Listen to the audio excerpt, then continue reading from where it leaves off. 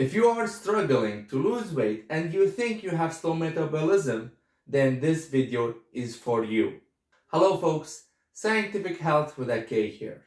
Many people come up to me and ask me whether they have slow metabolism. Well, from the first look, I cannot really know. But there are some causes behind slow metabolism and the reasons why you are not burning enough calories to achieve your goals. Let's take a look at some of them. Getting older is something unfortunately we cannot really avoid.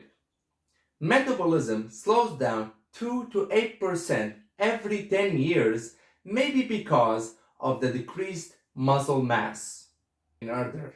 Alright. I'm pretty sure you heard this over and over again. Yes, we do not have control over our genes. That's why you have to work harder to burn more calories. Sometimes we really don't know whether we have silent killers inside of us or not. That's why I always say, please check with your doctor first. Sometimes people have thyroid disorders or eating disorders, but they don't really know. Please don't forget to check with your doctor to see what's under the hood. If you have been following a caloric deficit diet for a long time, your body will slow its metabolism because the mass has decreased. This is also called adaptive thermogenesis. Your body is adapting to the new mass that it has. So you might consider here increasing your calories for some time for maintenance, or even reverse dieting for some time and then going back to calorie deficit. Sleep, sleep, sleep. We all know that it is very important and we should get between 6 to 9 hours. If you can shoot for more, lucky you.